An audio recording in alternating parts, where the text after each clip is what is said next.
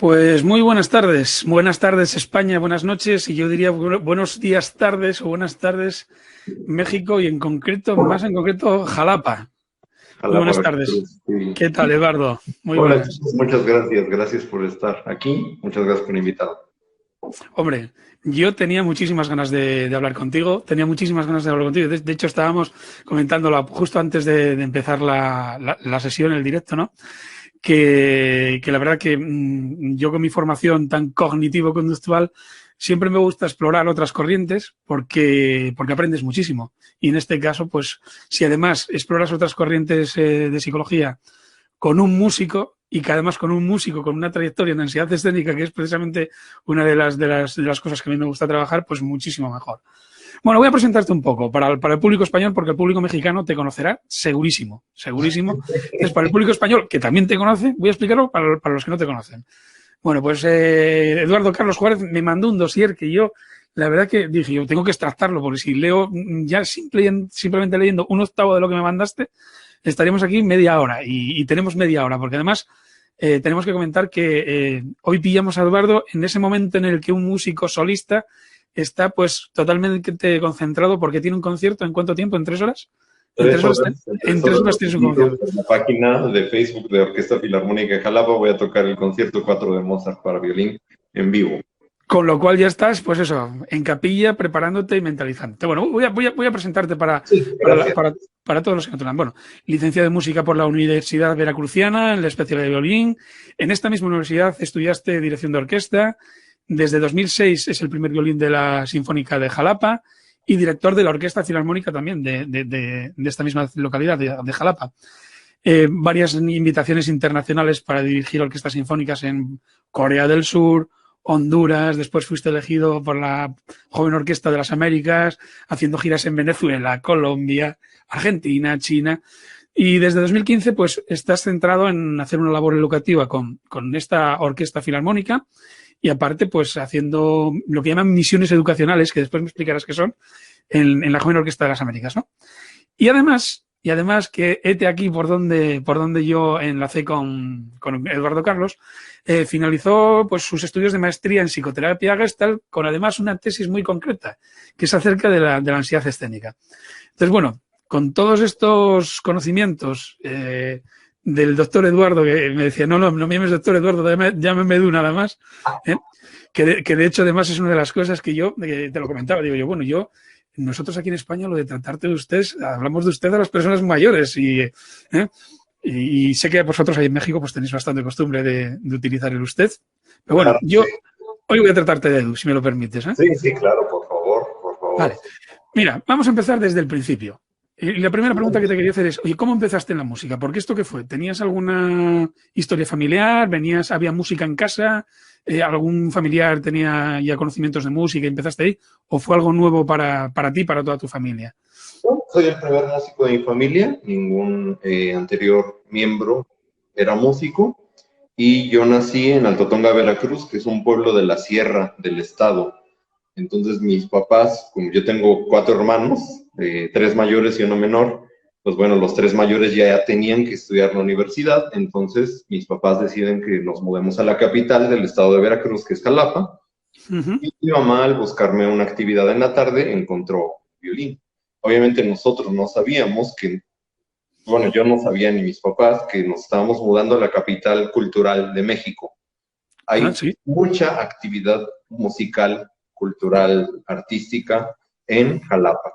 Entonces, pues bueno, fue así que por eso me dediqué a la música. Qué interesante, ¿no? No, la verdad es que suele siempre haber algún antecedente. Yo, por ejemplo, en mi caso también pasó lo mismo. Yo tampoco tenía a nadie en mi familia que fuera músico y apareció la música en mi vida y ahí me metí, ¿no?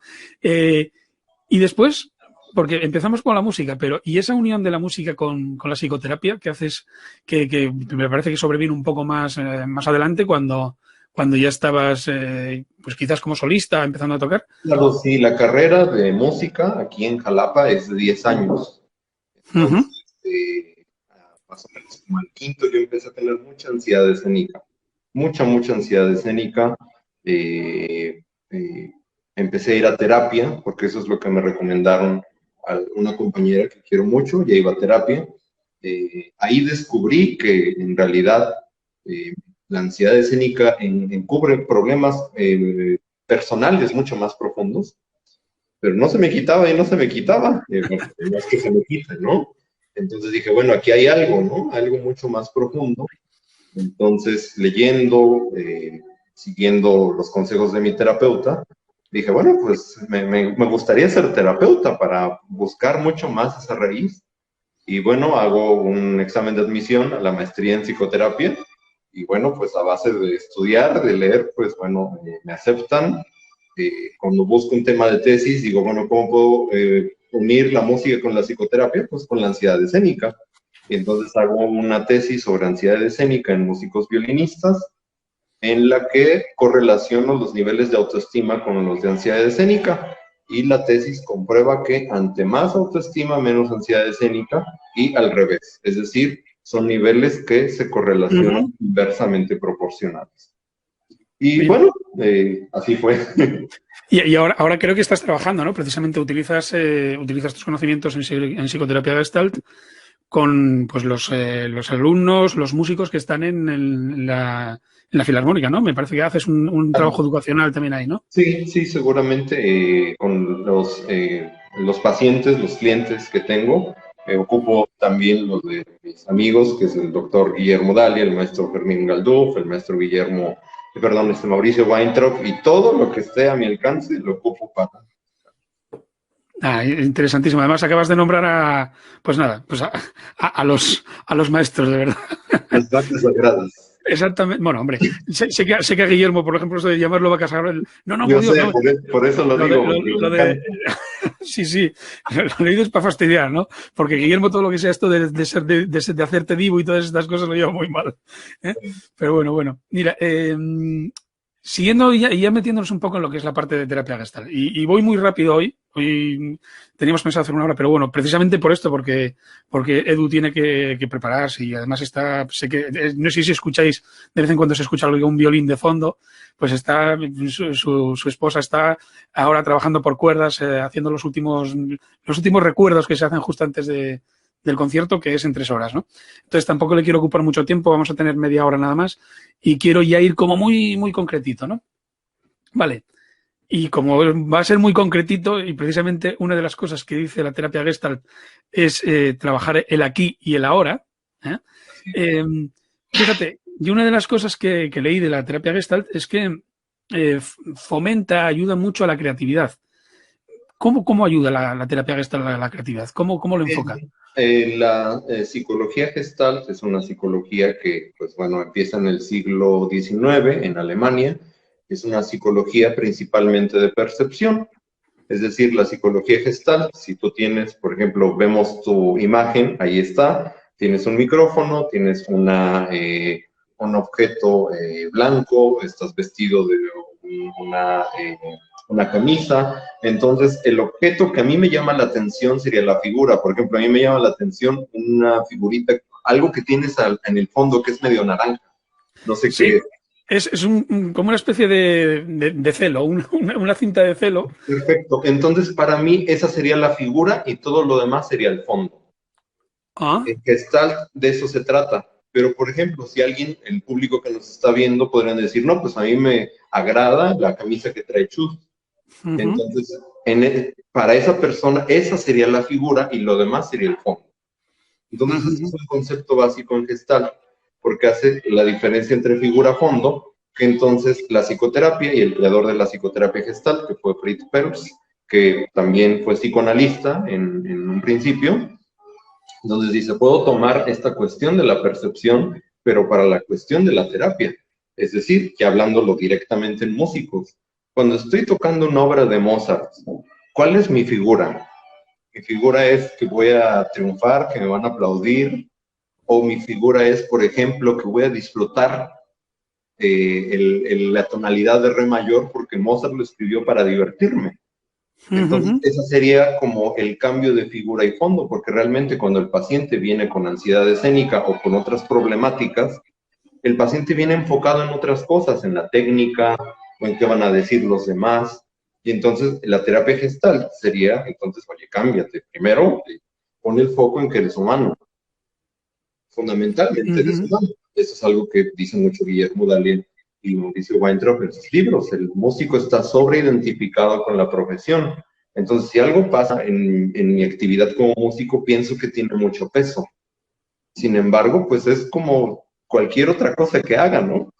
Entonces, sí, soy humano, entonces la psicoterapia gestal aplicado a músicos vendría siendo así, como ir cambiando la figura e ir resaltando pues las diferentes figuras que hay y lo demás enviarlo al fondo. Es una de las cuestiones que te quería preguntar también es precisamente esto.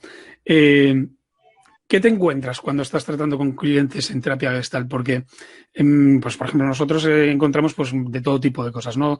Como digo yo, de todas las categorías que te puedas encontrar en el DSM-5, ahí las encuentras, ¿no? Pero en terapia gestal, ¿te encuentras estas mismas categorías o van buscando algo más a nivel de desarrollo, crisis existenciales, desarrollo personal, búsqueda de creatividad? ¿Qué es lo más habitual que te encuentras? Es importante pues saber que bueno, la psicología pues tiene tres grandes ramas. La primera pues es el psicoanálisis que empezó con Freud. La segunda rama, muy importante, pues es la cognitivo-conductual, que es la que tú manejas, ¿no? Y la tercera rama de la psicología es la psicología humanista, que es en la que el cliente, se llama terapia centrada en el cliente, precisamente en el que nosotros consideramos que el humano, pues, fundamentalmente persona, ¿no? Entre estas terapias humanistas se encuentra la terapia gestal. Entonces, pues nosotros vemos al humano como un todo, es decir, entonces regularmente las personas que me consultan, pues claro, vendrán con algún problema de tengo mucho nervio o estoy no encuentro mi camino en la música o ya la quiero dejar. Y entonces pues yo me voy como rascando ahí a ver el disfraz del músico. Acá en México tenemos un dicho, supongo que allá también, que aunque la mona se vista de seda, mona se queda. Entonces, a mí me gusta decir que aunque la persona se vista de músico, pues humano se queda. Entonces, te lo digo en un post. Sí, fundamentalmente somos personas. Entonces, cuando el músico se da cuenta de que se puede equivocar, cuando el músico se da cuenta que, por ejemplo, un arquitecto, un ingeniero, si le va mal en una clase, no se trauma una semana, ¿no? Entonces dice, bueno, tal vez le estoy poniendo demasiado tiempo a la música. Esto lo maneja el doctor Guillermo Daliel en su libro Musicorexia. Y también lo maneja Fermín en su libro La fuerza mental del músico. Y en general también Mauricio Weintraub. Mira, a mí Mauricio me queda por trabajarlo. Mientras que a Fermín, sí, es una asignatura pendiente que tengo para este año. A Guillermo lo tengo muy leído, también a Fermín, por supuesto, también. Además, este último libro que sacaron un poco la limón, estuvimos haciendo una entrevista, lo mismo que te estoy entrevistando yo a ti, una presentación del libro. Pero Mauricio, la verdad que todavía no tengo nada leído de él y me apetece. Es buenísimo, él es director y músico. Y hace toda una teoría acerca de música y emociones. Entonces, él dice, como hay en un post que puse, que son 4 aspectos del músico. Sí. El primero, el aspecto filosófico, que somos personas. El segundo, el aspecto técnico, por supuesto que yo tengo que hacer el aspecto técnico para tocar. Claro. Pero a veces el músico solamente se centra en el aspecto técnico y lo demás lo deja de ver. Con suerte se pasa al aspecto analítico, ¿no? Que es la obra, cómo está escrita, para qué está escrita, quién la compuso. Es relevante que las 4 estaciones sepamos que Vivaldi las compuso para una orquesta de huérfanas, de niñas huérfanas. Entonces, si yo voy a tocar las 4 estaciones de Vivaldi pensando en André Rieu o, por ejemplo, en los grandes solistas, en los grandes teatros, probablemente estoy teniendo una visión muy distorsionada o muy limitada. Y está el tercer aspecto, el cuarto aspecto, que sería el emocional. Entonces, es qué emoción yo quiero presentar con esta obra. Porque a veces no nos lo preguntamos. Un músico está pendiente de ese pasaje que está difícil y no está pendiente de quiero que sea alegre, quiero que sea triste, quiero que sea nostálgico. ¿Qué es lo que quiero hacer yo? En ese momento yo te digo, en muchos casos, pasarlo lo antes posible. Dices, que pase este pasaje tan difícil, que quítame del medio. Además, se exterioriza mucho, lo ves mucho en las caras de los músicos. Rápidamente, yo tengo una teoría que es, tú sabes cuándo va a llegar un pasaje difícil, cuando un un movimiento antes, ves que el músico ya se empieza a sentar, a poner ya firmes en la silla, ¿no? Sí, que son Y los síntomas conductuales de la ansiedad exactamente, escénica, según el doctor, el exactamente, ya empieza a ponerse así. reverendísimo Guillermo Dal. Te va a mandar un WhatsApp cuando acabemos la conferencia. Cuando acabemos este Facebook Live te va a mandar un WhatsApp seguro, Guillermo. Vale, oye, mira, ¿qué técnicas trabajáis? Porque yo, por ejemplo, más o menos las técnicas de PNL, las técnicas de psicología conductual, pues más o menos las conoces, evidentemente las de cognitivo-conductual mucho más que las que puedan ser en PNL, que lo tengo como un poco más de ahí, pero en concreto en terapia Gestalt, ¿qué hacéis? Creo que algo de la terapia que es a la vez tesoro y a la vez trampa, porque hay que reconocer que en todas las profesiones hay charlatanería, terapia no se escapa de eso.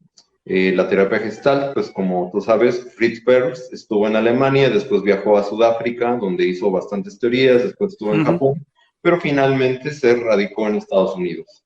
Y en Estados Unidos, bueno, conoce a su esposa, a Laura Perls, después se separan, y entonces a partir de ahí nacen como dos corrientes de la Gestalt, porque Fritz Perls se va a California, a donde estaba el movimiento hippie, donde a Palo Alto, el aquí y el ahora lo tomaron pues para pues, vamos a drogarnos y vamos a disfrutar el aquí y el ahora. Fue cuando se dejó la barba, ¿no? Sí, exactamente. Y el modelo de Lauro pues se quedó un poco más como, por así decirlo, académico. Entonces, bueno, la corriente que ocupo yo, pues es precisamente la de Fritz Perls, que es un poco más abierta, es decir, agarramos de todo, agarramos psicoanálisis, agarramos PNL, agarramos cognitivo-conductual, pero sobre todo esta parte humana. Entonces, pues bueno, hay diferentes técnicas. Claro, sí. Principalmente el hecho neurótico, habría que ver si la persona tiene creencias que están arraigadas, que no le están permitiendo, que le están distorsionando su realidad, si sus relaciones, ver si sus relaciones están satisfaciendo notoriamente, si tiene ansiedad, si tiene depresión, y bueno, pues duelo, abusos. Entonces, bueno, hay un cuadrito que después te voy a mandar, que más o menos era igual al post que hice hoy. ¿Sí? Te he comentado de mis colegas cómo trabajan. Yo lo que sostengo, mi teoría, que también lo pruebo en la tesis doctoral, es que la ansiedad escénica es un problema que es como la punta del iceberg. Es decir, yo no tengo ansiedad escénica, tengo miedos personales que se hacen más grandes en el escenario, porque el escenario es lugar de exposición. Entonces, claro. Yo tengo miedo a ser insuficiente, pues claro que me va a dar mucho miedo más ser insuficiente en un escenario. Te vas a enseñar, ¿no? Exactamente. Entonces, lo que yo he visto, al menos lo que me ha funcionado a mí, es luego irme a la raíz del problema. Y tú eres un humano, te puedes equivocar, podemos trabajar eso y entonces ahí se va moviendo todo, se van moviendo las creencias, se van moviendo las conductas, se van moviendo la forma de percibir y bueno, hasta ahora, pues bueno, me ha funcionado bien. ¿Y quién aparte de los, iba a decirte músicos, porque yo sé que también te le vienen en la página que trabajas también tienen algo con parejas también, ¿quién puede acudir a terapia Gestalt? Todos mayores, al menos conmigo, mayores de 18 años, es decir, para adultos, mi formación. ¿Por qué pones el límite ahí? Es interesante. ¿Por qué pones el límite ahí? Que los niños. Hay ciertas técnicas precisamente para menores de edad, ¿no? Está en la escuela que estudié, hay la maestría en psicoterapia infantil y la maestría en psicoterapia para adultos, ¿no? Obviamente es cuando se trabaja con infantes, se trabaja con todo el sistema, se trabaja con papá y mamá, con hermanos y con el infante. Esto no sería posible a veces con los adultos.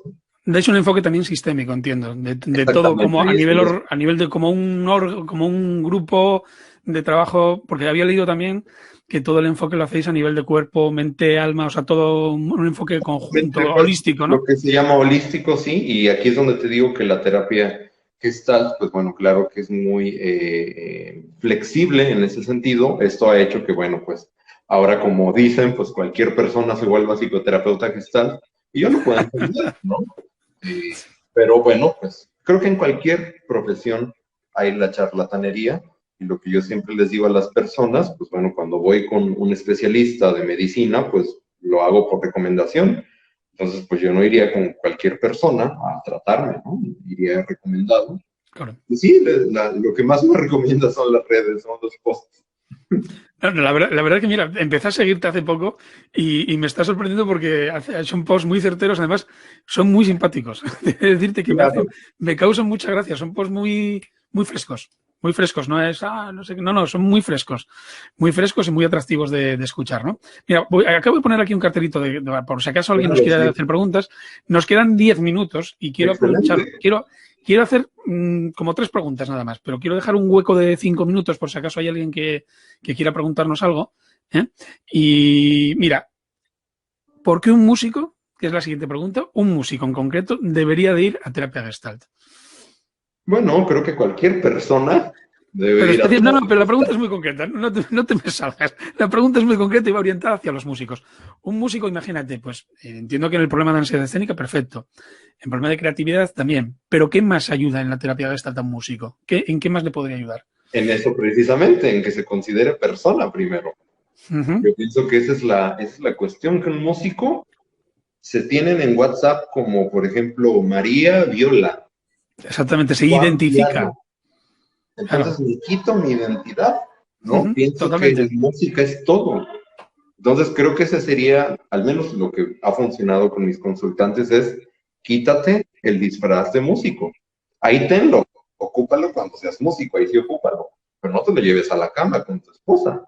No te lo lleves con tus amigos, no estén hablando de música o de la clase cuando van a bailar, ¿no? Es el apego increíble que tenemos los músicos. Bueno, yo evidentemente no me considero músico profesional, pero siempre que hablas entre músicos, Chus el saxo, Pedro el viola, Pedro el... Claro, eso desde mucho tiempo, o sea, cuando lo llevas arrastrando ese segundo apellido durante tantísimo tiempo, ¿qué problemas hay cuando realmente a lo mejor pues no puedes seguir con la música? Yo creo que una distorsión del sí mismo. Claro. Porque si yo, por ejemplo, tenemos un 100% de mi yo, y creo que esto es música, pues yo creo que yo siempre les digo, a ver, espérate, persona eres completo y música es algo que haces. Eres músico, eres vecino, eres hermano, eres hijo, eres papá, eres pareja. Entonces la música es algo que haces, algo muy mínimo. Que bueno, pues sí, claro, pues, tiene una importancia para ti, genial. Pero entonces también deja cuando el músico se hace consciente de que es persona, que es una persona que hace música, no un músico que es persona. Entonces dice, bueno, sí, pues bueno, lo que hago, la música es importante, pero es como si un panadero se trauma porque no le sale bien un pastel, ¿no? Ahí me estoy acordando de Guillermo cuando habla de la musicorexia y cuenta la anécdota yo por lo menos se la escuché, no sé si la leí en un libro o se la escuché, ¿no? Que cuenta la historia dice, pero tú eres pianista y ¿qué te llevas? ¿El piano de vacaciones? ¿Tú te imaginas que si fueras un carnicero te llevarías los cuchillos de vacaciones? Es un poco lo mismo, ¿no? Es También exactamente lo eso, ¿no? menciona Guillermo, y se llevan su instrumento a la luna de miel.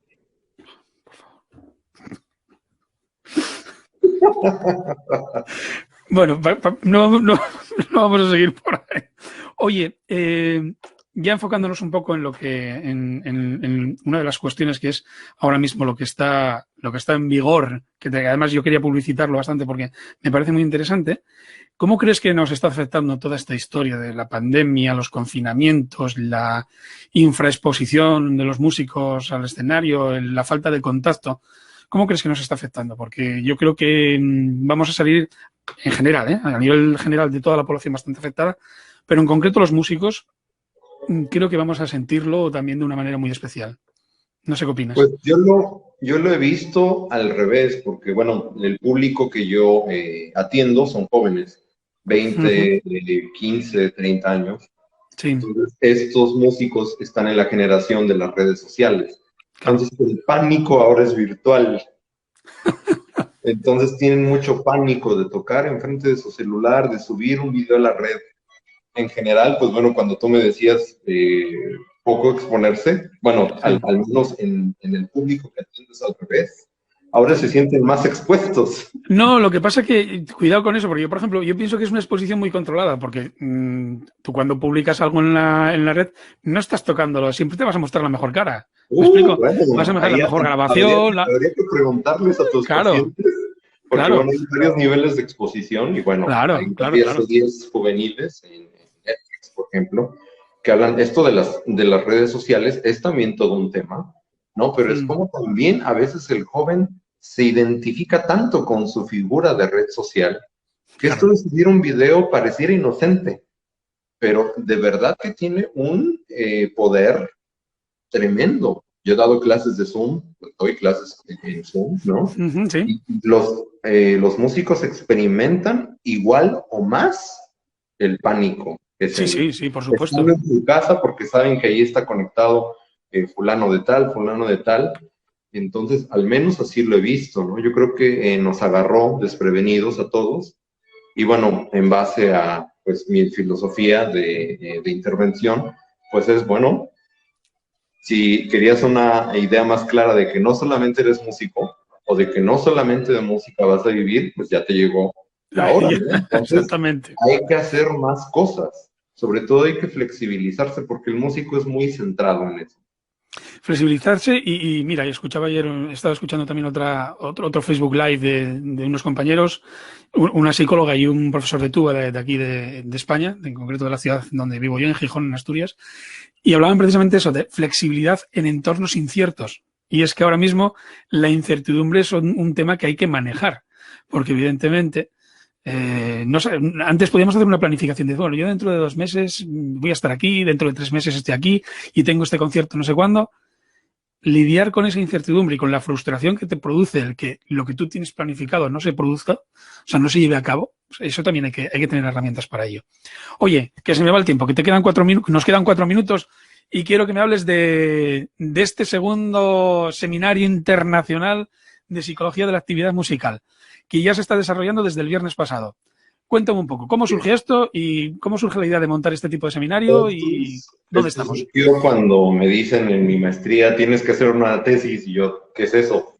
Yo solamente sé tocar el violín. Entonces pongo en Google ansiedad escénica y el primero que me sale fue Hombre, Guillermo. Entonces,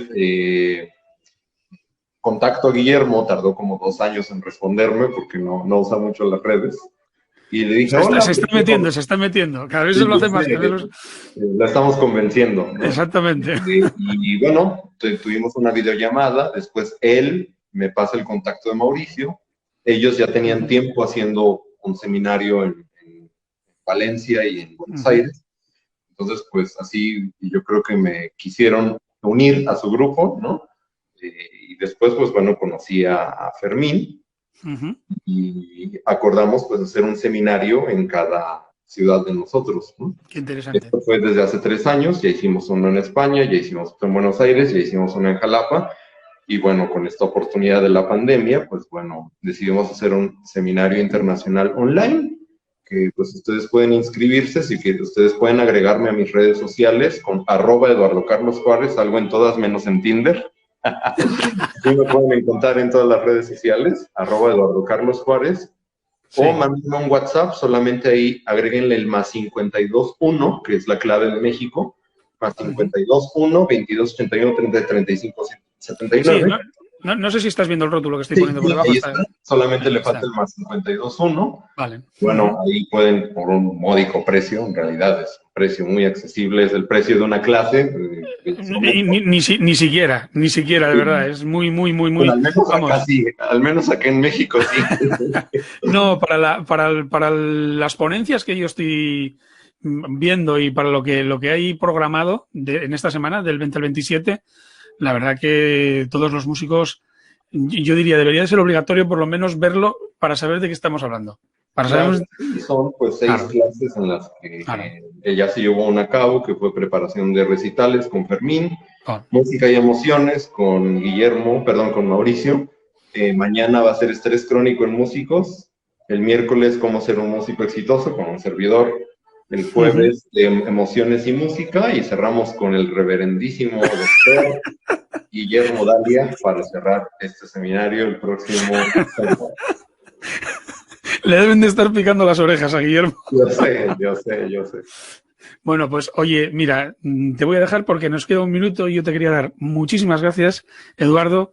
Ha sido una gozada, ¿eh? Yo, la verdad que no te conocía, no nos conocíamos personalmente, me ha gustado muchísimo, he aprendido la tira de lo que es la terapia Gestalt y de tu trabajo. Prometo que cuando hayamos reposado un poco este vídeo y haya oportunidad, volveremos a hablar con más intensidad, ¿eh? A ver si podemos montar una con el reverendísimo, como dices tú, montamos una sesión con el reverendísimo y el otro reverendísimo con Fermín. Sí, claro. Y sí, hombre, a ver si montamos una tertulia, un café. A Guillermo le gusta mucho el tema de los cafés por la tarde, los sábados, o sea que igual podemos Mira. montamos un café que a nosotros a lo mejor nos pilla a la hora del café y a ti a la hora del desayuno, pero sí que podría ser interesante pues esto, Por juntarnos supuesto, Chus, muchas gracias por la invitación y no olvides seguirme en mis redes, @Eduardo Carlos Juárez.